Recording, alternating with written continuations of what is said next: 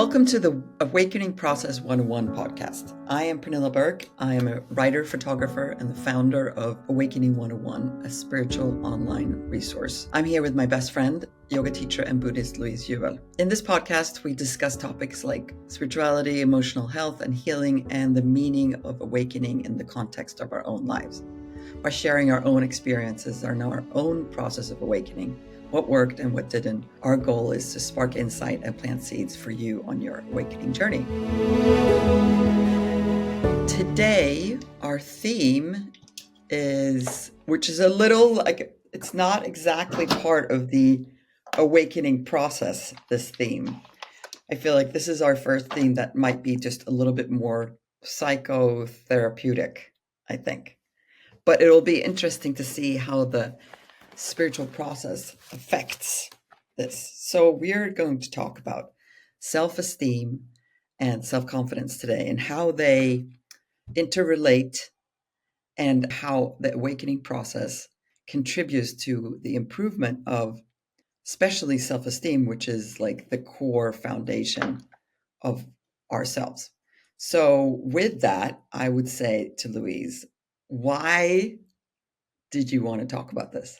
Thank you. I actually think this is the part of the awakening journey because when you kind of waking up and realize what self-esteem is and what self-confidence is, and when you start to know the difference, I think that is an awakening call. And that is things that we can, increase our awakening journey by becoming more aware of what is the difference between these two. What do you want to call qualities or whatever, like so. And I think that to start just with my own journey, I mean, my self-confidence, I wouldn't say it had always been good, definitely not. But when I came into working as a businesswoman and my career went very well and everything, I was achieving big goals and got headhunted to all different things and stuff like that. Of course, it boosted my self-confidence, but that has nothing to do with my self-esteem. Self-esteem. And I think that if we really want to grow as spiritual people, we need to grow in our self-esteem. But how do we do that, my friend? Well, first of all, how do we grow? How do we grow? But let's start with one other thing. I think the most important thing here, which I was playing around with yesterday, is how do we define these two words and how are they different and how are they the same? First of all, you need to identify what is self-esteem. And you need to be, and self-esteem, for me, what I think, it is the true value of yourself.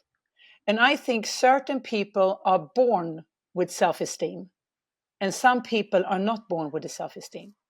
And I would say that a person who has a healthy self-esteem would not bego harm on itself.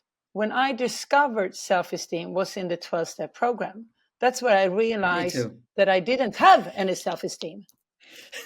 Me too. You know what I'm talking about? We didn't have any self-esteem. And I think that a person with a healthy, I mean, I don't think you can't have an unhealthy self-esteem. I think self-esteem is a healthy thing. And I think that a person who has self-esteem would not do things that we have been doing against ourselves. Just to define and clarify, everybody has self-esteem, but it can be lower or higher, healthier or unhealthier. But everybody has some self-esteem. You're not born without self-esteem, but you can be. But it could be definitely on zero, and you are not aware of it. Of course. That was me. But I don't think self-esteem could be bad. No, I never said it could be bad. I just said it could be low. Yeah, very low. But it can't be something negative. Like self-esteem is, for me, a value in like how you value your true self. Mm-hmm. And it could be low, exactly. It can be low. And how do we nurture it and how do we get it to grow? Yeah, exactly. Well, that's what they say in AA. You do esteemable acts an esteemable thing is to raise your self-esteem, right? But I agree. It's funny that you said that. Like that's exactly the same thing for me. Like didn't know. I mean, maybe I knew what self-esteem meant in Swedish, but it wasn't until I did like the 4-step where you go through these columns, and the question, as laid out in the big book, is how does this affect your self-esteem? This resentment. Does it affect your personal relations, your family relations, your ambitions, your financial? It was a game changer. But I also think that when I discovered that I had no self-esteem and that I needed to, act and create more self-esteem, which has nothing to do with what I performed or what I achieved in life, there was also a sadness of, oh, how much harm I have done to myself. Because if I had had a healthy relationship to myself, I think that's what it is actually. I think if you have a healthy relationship to yourself, you have a self-esteem. And I do think, of course, that everything is affected. The way you are in the belly with your mom, the energy you're downloading, how you're growing up, what are the circumstances, like all of that, of course, is affecting if you become an individual with good self-esteem or with very low self-esteem. The thing that I'm thinking about now, which is, you talked about like the baby in the belly and how you grow up. One component, at least how I see it right now, is what is your parents' self-esteem, right? It's like a mirroring. So like if your mother or your father have low self-esteem, their sort of like energy and the words that they're choosing subconsciously or consciously are going to be coming from the filter of a lower self-esteem, and that is going to be So true. the setup that you have. And then it's not just the parents. Of course, I'm sure there's, you are born to a woman or a father, a dad or a mom who have low self-esteem, and then for other reasons you could have maybe a teacher that sees something in you and somehow plants a seed that your self-esteem is much stronger than you thought, and the flower can grow from there, right? So it's also the environment, or maybe, for example, this comes into self-confidence, and this is where they overlap.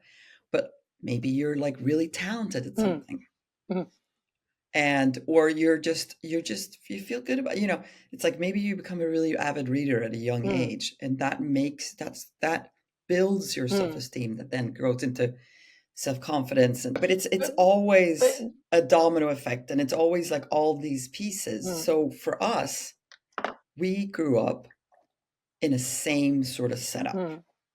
We grew up in Sweden. We lived in a neighborhood where most people had, quote, more than we did, and it was very focused on the stuff. Yeah, on the performance And things. So that I would say,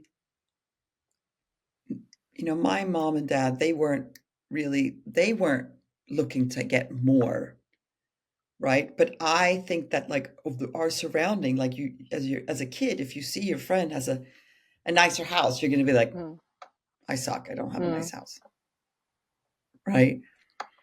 So it's sort of set it up. But then, of course, like if you go to the lengths that we did to harm ourselves in our teenage years and early 20s, that's a whole different thing.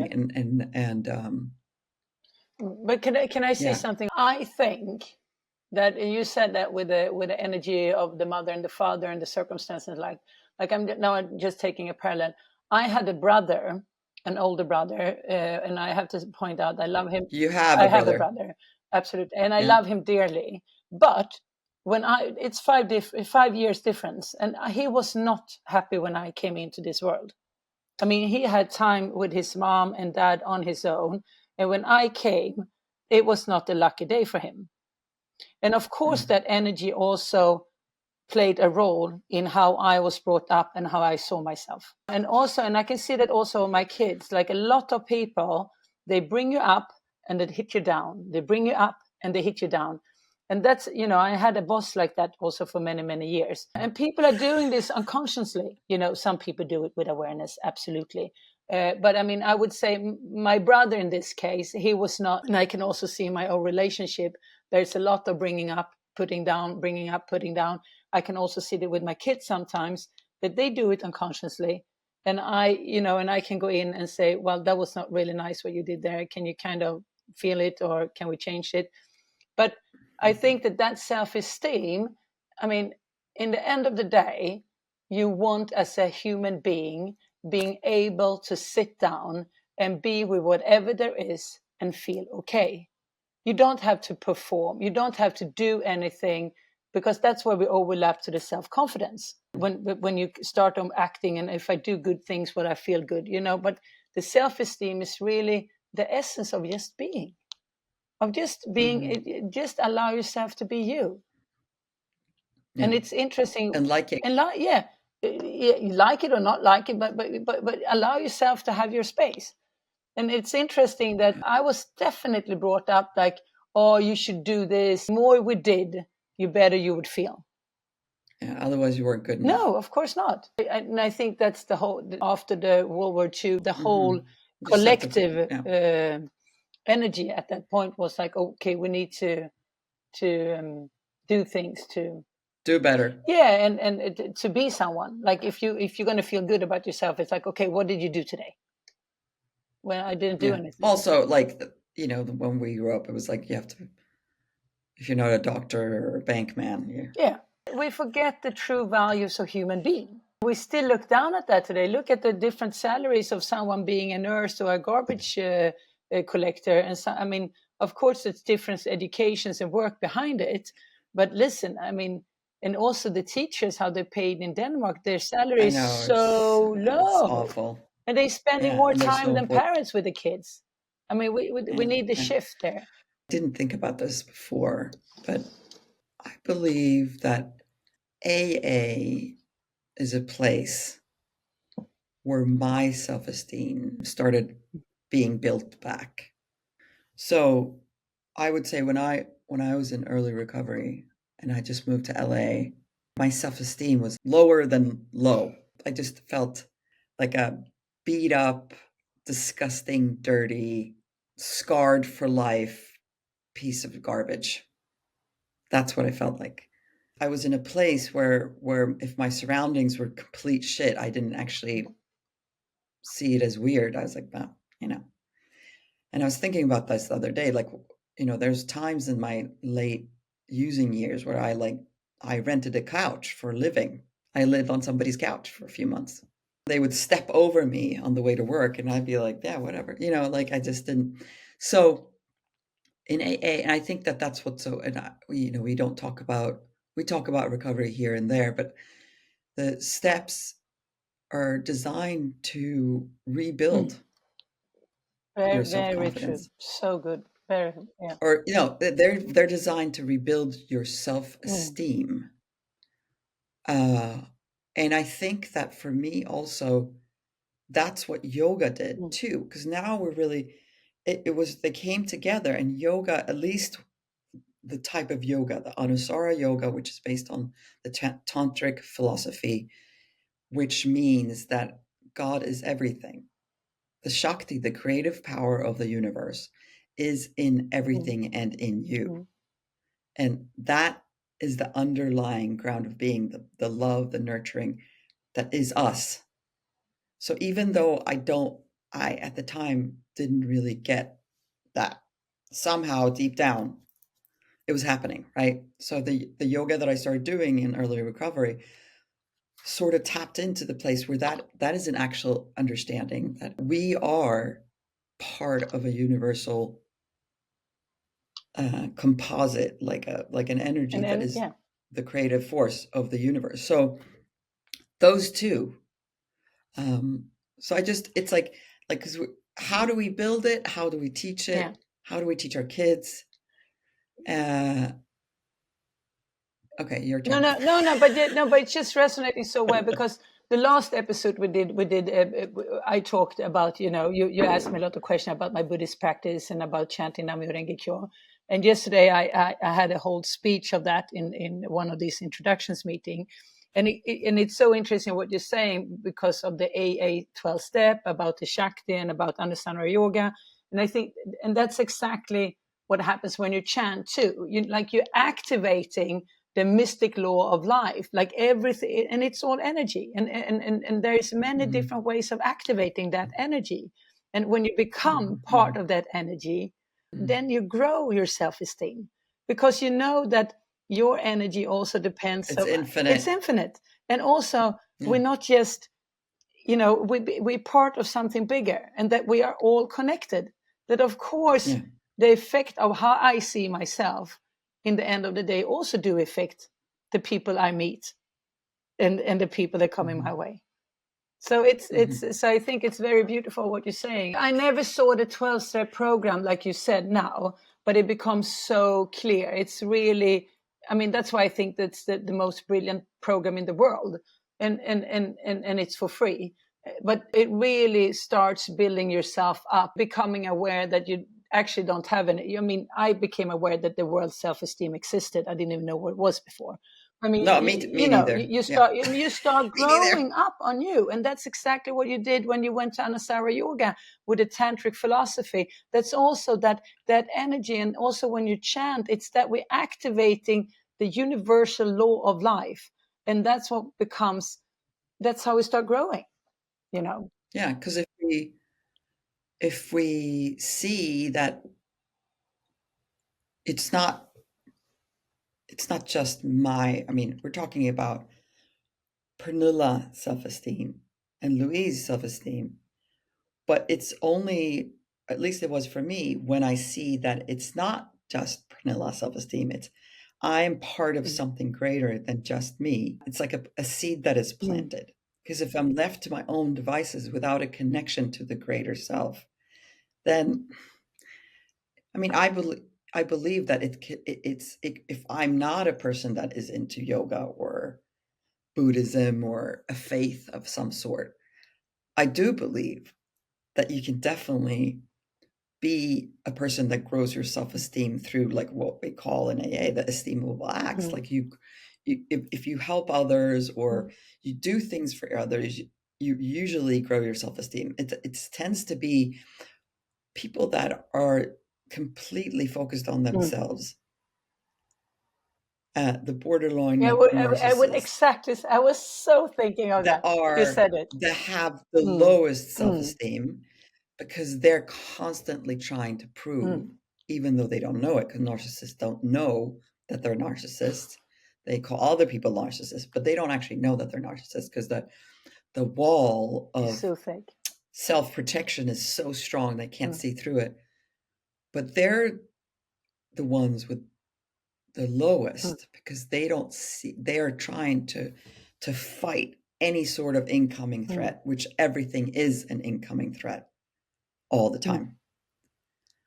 So that's a whole, we can talk about narcissism Love it. another time because, but I've read a lot about that in my life. But so like esteem of like shifting the self-esteem is something that can be done even through just service. We're going into self-confidence. If we're building self-confidence with learning something or being good at school or um, I think that that can also shift how we deeply feel about ourselves. Absolutely. Like if I'm taking care of me in all areas, if I learn to take care of me, I can also teach myself better self-esteem, right? But that's like a maturity thing. Like Mm, how do we even get to the place where I'm taking care of me now? Because you and I grew up and we weren't taking care of ourselves because we didn't really definitely care. not. Oh. But I know if we would have, we would have been sitting here today. So I mean, we had Exactly. so that's our karma and our path, and I think we both are truly grateful for that. But of course, um, and I know you think the same. But I had when I got kids. that was one of my major wishes, was really to give them good self-esteem, that they will feel good about themselves. How do you, in life, in your daily interactions with your kids, like what are some of the things that you try to do to No, but not interfere with the development of their but self-esteem? that's what I also mean, that when you come back to, when you see the difference of the children, and see they come from the same mom and dad, but they're so different. That's what I mean. Like, I do think that you are born into it. Some are born into it with bigger awareness, or it's more profound, or it's there on a higher level, and some is not. Because if I look to my second child, he would say things that I was having exactly the same feeling in his age, but I couldn't say, put words on it. He could. And I think I realizing, and then I could, okay, so he's there. So how can I support him to grow his self-esteem? That's nothing I can put on him. I mean, I can dress on a little bit self-confidence.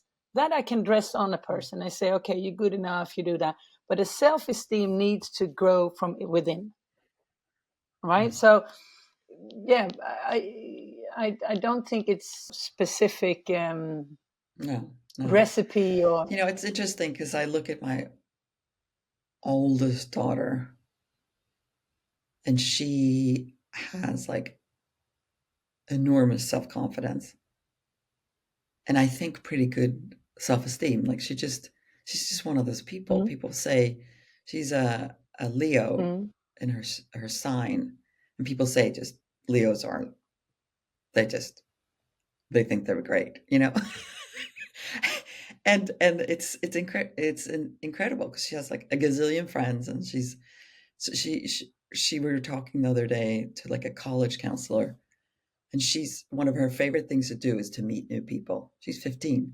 That's what she likes to do, meet new people. I'm like, Fantastic. like I don't even like I now even now I don't want to. It's like a pain in the ass to talk to new people, and that's what she likes to do. You know, It's it's incredible. When you say they're born with what they're born with, I think that definitely for her, that's who she is.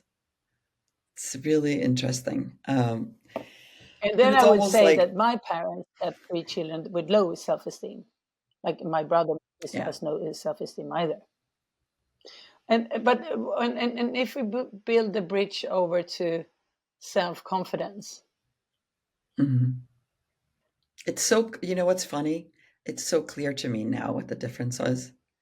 Last night I was like sitting here. You're gonna love this.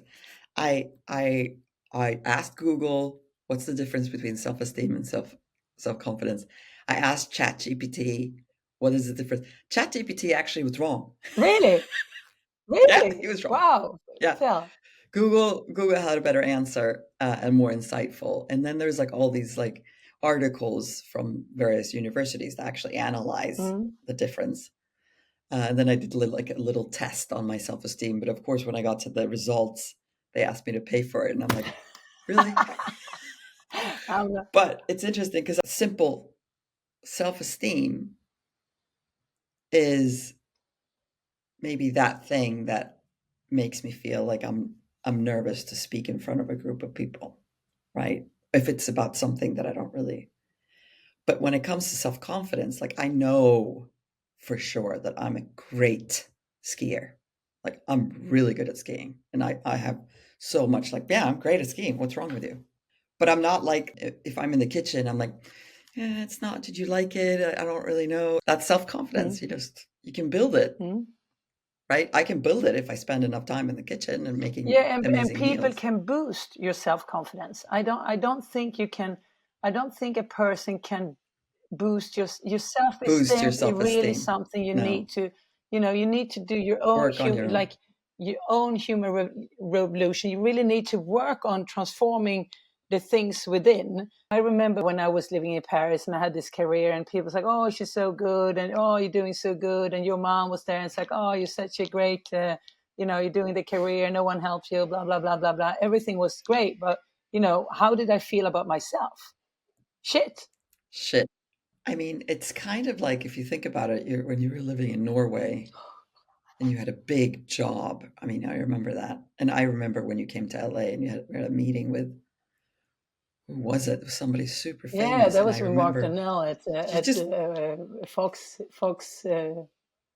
yeah, Channel. and you just took over the meeting and you were like negotiating deals, and I was like, who is this person? I don't even know who this person is. But I remember when you were living in Norway and you were like had a few years sober and you had a big job and you were super successful with lots of people that worked for you. But like in the evening, you'd be like addictively shopping on the internet. Yeah. Yeah. God, yeah. Like overbuying stuff that you didn't need and that you couldn't afford. Even on your wedding in New York, I went crazy. Yeah. Yeah. And then you And had I like a felt panic attack because you bought so much so stuff and you bad. couldn't afford it. God.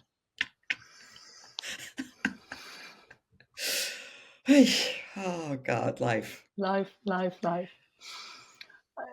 So Should we wrap up? I guess Because yeah, I'm yeah, that was so intense. But I think that we need like a part two or yeah, we something. need a part Like two. we should review this and come up with tools. Yeah, yeah, absolutely. And I think And also if people have some suggestions about tools, they can write to you, right?